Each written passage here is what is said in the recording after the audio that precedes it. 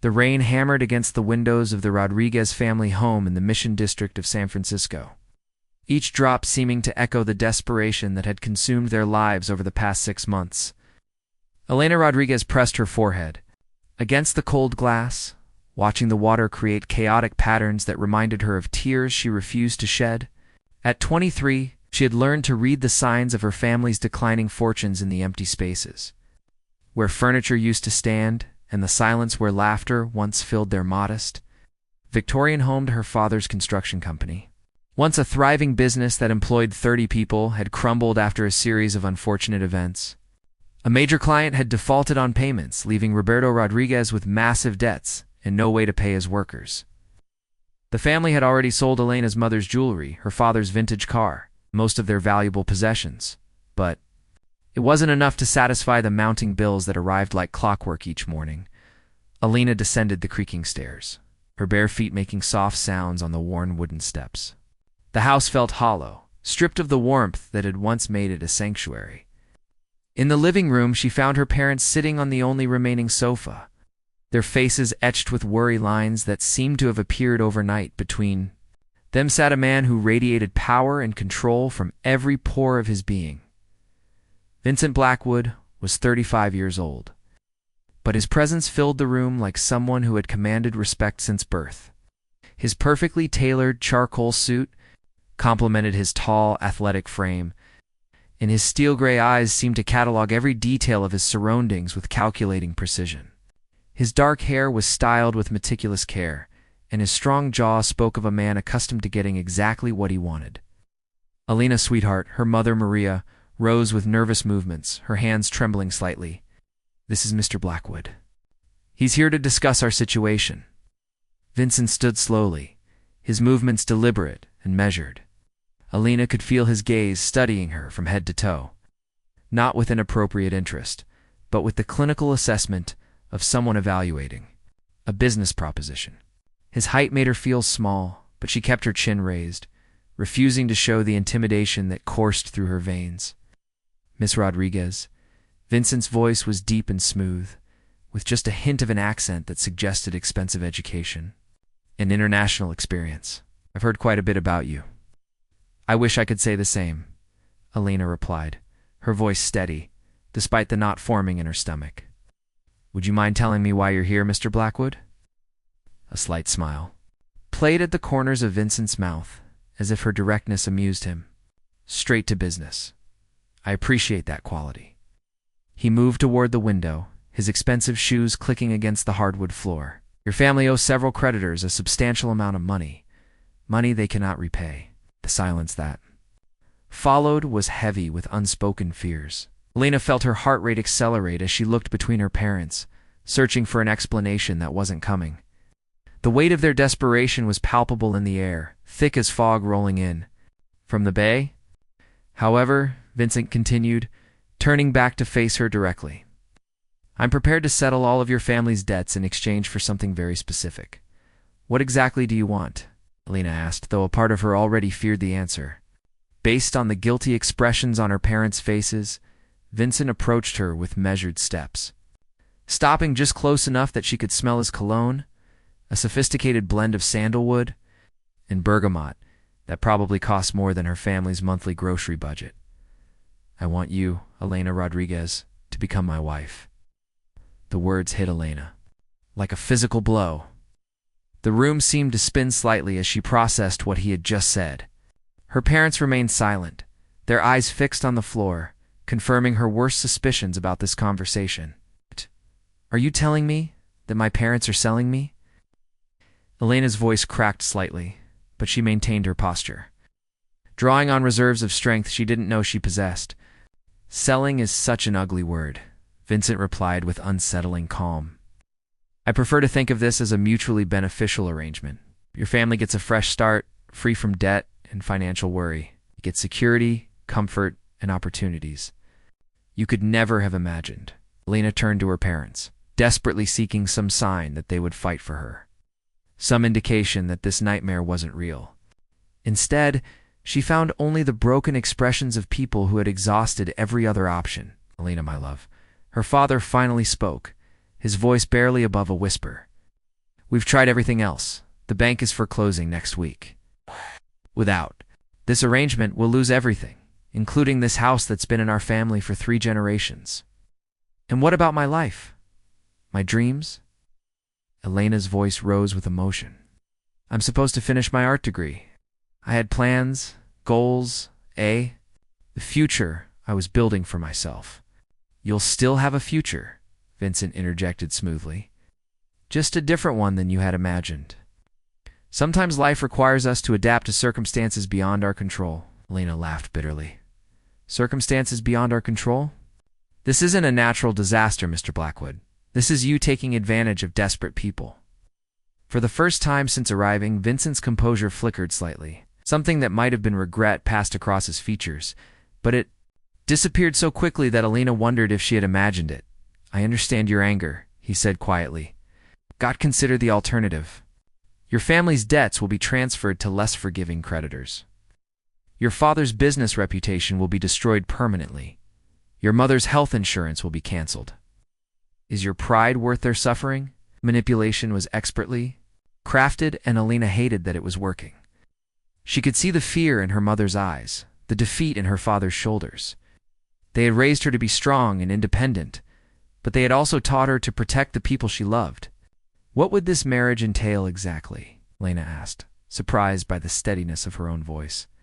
A legal marriage, naturally. You would live in my home in Monterey Bay. You would attend social functions as my wife when required.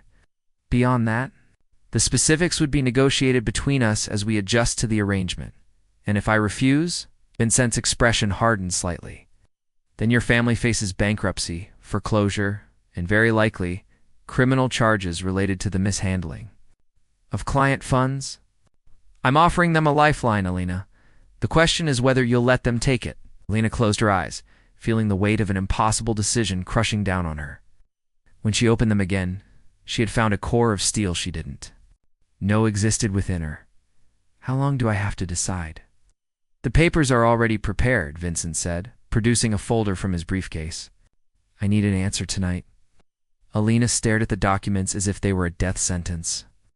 In many ways, they represented the end of the life she had known and the beginning of something completely unknown. But as she looked at her parents, seeing the hope flickering in their eyes for the first time in months, she realized that some sacrifices were necessary. I need a moment alone with my family, she said. Vincent nodded and stepped outside, leaving Elena with her parents. The conversation that followed was filled with tears, apologies, and desperate reassurances that somehow everything would work out. Her mother held her hands and whispered that she was the strongest person she knew. Her father promised that he would find a way to make this right, though they all knew there was no going back from this decision. When Vincent returned, Elena was sitting at the small dining table with a pen in her hand. The contract lay spread before her, its legal language outlining the terms of what felt like the sale of her soul. Before I sign this, Elena said without looking up, I want you to understand something, Mr. Blackwood. What's that? Elena raised her eyes to meet his, and Vincent was struck by the fire burning in her dark brown gaze. You may be able to buy my name and my presence, but you will never own my heart or my spirit. I'm doing this for my family, not for you. Vincent studied her for a long moment, something unreadable flickering in his gray eyes. Noted. He said simply. Elena signed her name with steady strokes, each letter feeling like a small death.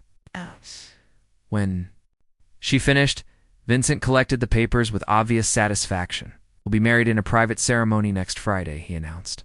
I'll send a car for you Thursday evening. Pack light. Anything you need can be purchased. Vincent prepared. To leave, Elena called out to him. Mr. Blackwood. He turned back, eyebrows raised in question. This may be a business transaction to you, but these are real people you're affecting. I hope you remember that. Vincent paused at the door, his hand on the handle. For a moment, his carefully constructed mask slipped, and Elena glimpsed something that looked almost like pain in his eyes. I remember more than you know, Miss Rodriguez, he said quietly, then stepped out into the San Francisco night, leaving Elena to contemplate the complete transformation her life was about to undergo. As the sound of his car disappeared into the distance, Elena realized that she had just agreed to marry a complete stranger, a man whose motivations were as mysterious as they were clearly calculated. She could only hope that somewhere beneath his cold, controlled exterior there was a human being capable of compassion. Little did she know that Vincent Blackwood was hoping for exactly the same thing about himself. The drive to Monterey Bay felt like a journey to another world. Lena sat in the back of Vincent's black Tesla, watching the familiar streets of San Francisco give way to winding coastal highways and dramatic ocean vistas. The private ceremony had been exactly as sterile as she had expected, conducted in Vincent's lawyer's office with only the necessary witnesses present. She now wore a simple platinum band on her finger that felt heavier than any piece of jewelry should. Vincent drove in focused silence, his hands steady on the wheel as they navigated the curves that hugged the coastline. Occasionally, Alina caught him glancing at her in the rearview mirror, but neither of them seemed ready to break the tension that filled the car like morning fog. "Tell me about your house," Alina said finally, needing to fill the silence with something other than her own anxious thoughts. "It's not a house," Vincent replied, his voice carefully neutral. "It's more of an estate, a 15 acres overlooking Carmel Bay. I bought it 3 years ago and had it completely renovated to my specifications." As they pulled through electronic gates that opened automatically, Alina understood what he meant. The property stretched before them like something from a luxury magazine, the manicured gardens leading down to dramatic cliffs that dropped away to the Pacific Ocean.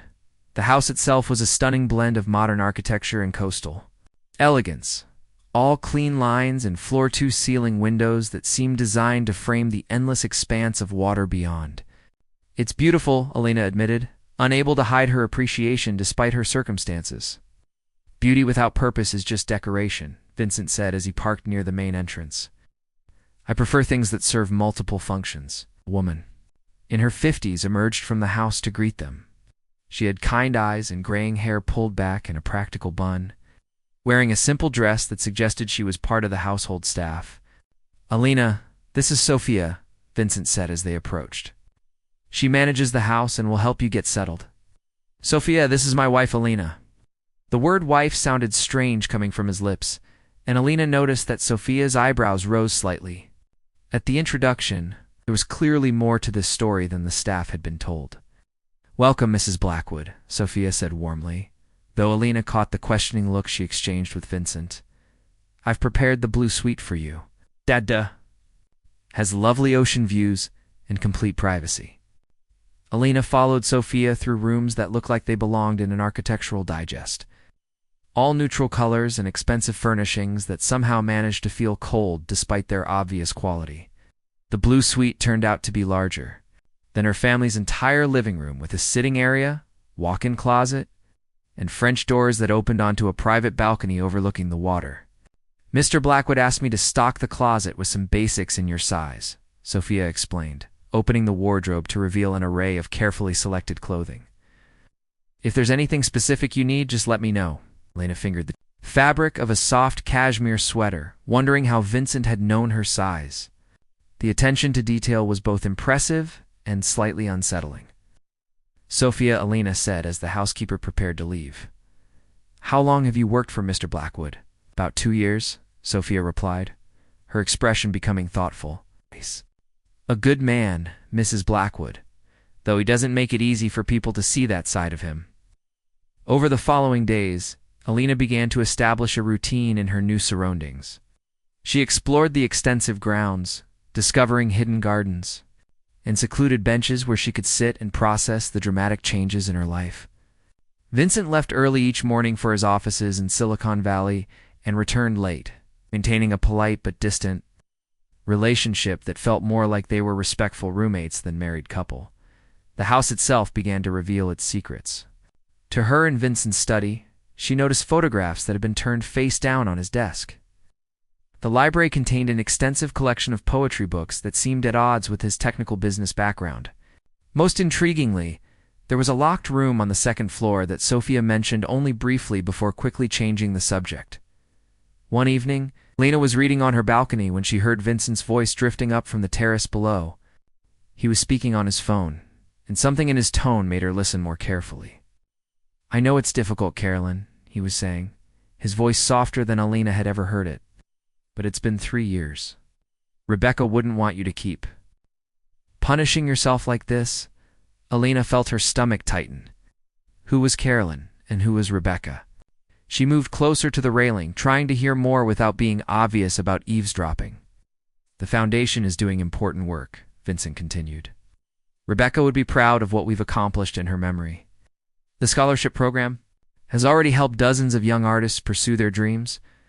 The conversation continued for several more minutes, but Alina had heard enough to piece together part of the puzzle. Vincent had clearly lost someone named Rebecca, someone important enough to establish a foundation in her memory. The revelation added a new dimension to her understanding of the man she had married. The next morning at breakfast, Alina decided to take a direct approach. Vincent was reading financial reports while drinking his coffee, his usual morning routine. "Who is Rebecca?" she asked without preamble. Vincent's hand stilled on his coffee cup. When he looked up, his gray eyes were carefully neutral, but Alina could see the tension in his shoulders. "Where did you hear that name?" "I overheard your phone conversation last night. You mentioned a foundation in her memory." Vincent set down his reports and studied Alina's face for a long moment. "Rebecca was my fiancée," he said finally. "She died in a car accident 3 years ago." The simple statement carried such weight that Alina felt her heart constrict with sympathy. "I'm sorry," she said softly. "That must have been devastating." It was. Vincent's voice was barely above a whisper. "We were supposed to be married that summer. She was an artist like you. Talented, passionate, full of life." Alina understood now why Vincent seemed so distant, so carefully controlled. He was protecting himself from feeling anything that might remind him of his loss. "Is that why you chose me?" she asked. "Because I'm an artist?" Vincent's expression became unreadable.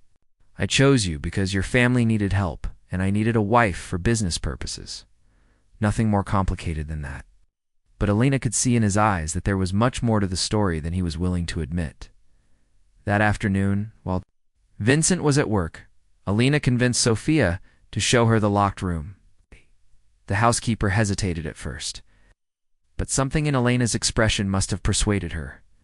The room was like a shrine to a life that had been cut short. Paintings covered the walls, all signed R. Morrison in elegant script. They were beautiful works, mostly landscapes and portraits that captured moments of joy and beauty with obvious skill and passion. On an easel near the window sat an unfinished painting of the view from the house, as if Rebecca had been interrupted in the middle of creating it. "He hasn't been in here since the accident," Sophia said quietly. "But he won't let me pack anything away either." Alina studied the paintings, feeling a strange connection to the woman who had created them. Rebecca had clearly been talented, but more than that, she had been someone who saw beauty in everyday moments and had the skill to capture it. "She was supposed to have a show at a gallery in Carmel," Sophia continued. "Mr. Blackwood still gets invitations to the art events she would have attended. I think that's part of why he established the foundation to stay connected to that world." Somehow that evening, Alina waited for Vincent in his study. When he arrived home and found her there, his expression immediately became guarded. "Sophia showed me Rebecca's room," Alina said before he could speak. Vincent's jaw tightened. "She had no right to do that." "She was protecting you," Alina replied. "Just like everyone else in your life seems to do. But maybe it's time to stop hiding from your grief." "You don't understand," Vincent said, moving to pour himself a drink. From the bar cart, "Some losses are too big to move past." "I'm not asking you to move past it," Alina said, standing up to face him. "I'm asking you to stop using it as a wall between you and everyone who cares about you." Vincent looked at her sharply. "Who says anyone cares about me?" "Sophia does. Your business partner James does."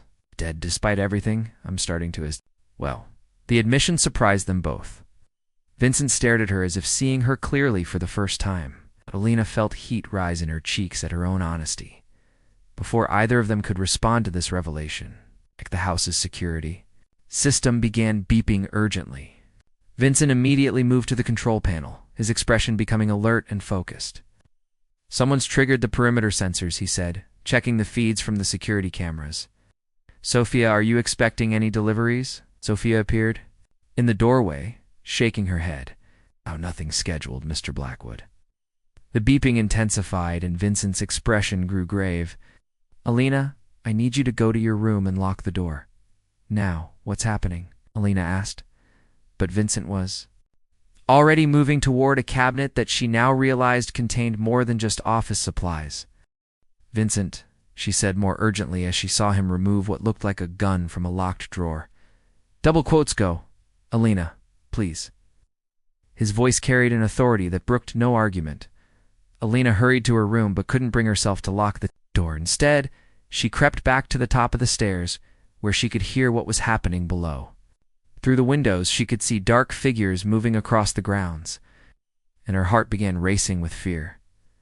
The sound of breaking glass echoed through the house, followed by Vincent's voice calling out warnings to whoever had invaded their sanctuary. Alina realized that whatever had brought her and Vincent together, their story was about to take another dramatic turn. The sound of breaking glass shattered the peace of the evening. Alina's heart hammered against her ribs as she crouched at the top of the stairs.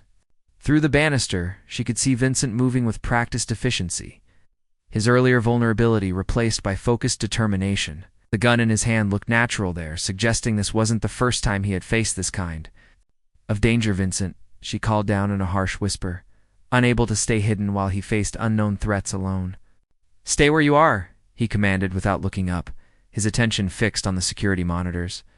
"Sophia, activate the panic room protocols and call Detective Morrison." Lena watched as Sophia quickly moved to what appeared to be a decorative panel on the wall, revealing an advanced communication system. The older woman's calm efficiency suggested she had been trained for exactly this scenario. "Mr. Blackwood," Sophia's voice was steady, despite the circumstances. "Detective Morrison is en route. ETA 10 minutes. Copy that," Vincent replied, moving toward the main hallway with careful steps. "Alina, I need you to go to the safe room behind the bookshelf in my study. The code is Rebecca's birthday, April 15th. The fact that he had shared something so personal even in this moment of crisis wasn't lost on Alina, but she couldn't bring herself to abandon him. Instead, she quietly descended the stairs, staying low and out of sight. Through the large windows, facing the ocean, Alina could see 3 figures in dark clothing moving systematically across the property. They weren't random burglars. Their movements were too coordinated, too professional. These men had come here with a specific purpose. "Vincent." "Blackwood," a voice called from outside, amplified by some kind of speaker system. "We know you're in there. We just want to have a conversation about your recent business dealings with Meridian Industries." Lena saw Vincent's expression harden at the mention of that name.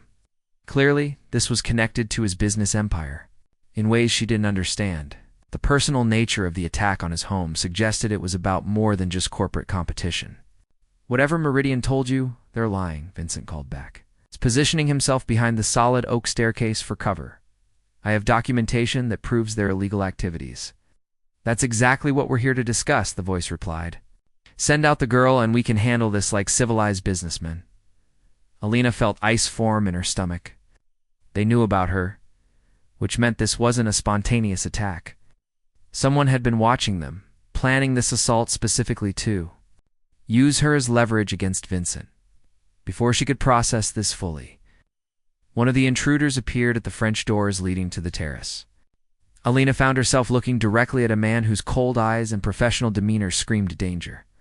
Without thinking, she grabbed a heavy crystal vase from the side table and hurled it at the window. The crash was tremendous, and the man instinctively ducked, giving Vincent the opening he needed to move to a better defensive position. But it also revealed Elena's location to their attackers. "Alina, get down!" Vincent shouted, but it was too late. The man at the terrace doors had already spotted her and was signaling to his companions. The next few minutes passed in a blur of controlled chaos. Alina heard the distant sound of police sirens approaching, but the intruders seemed determined to complete their mission before law enforcement arrived.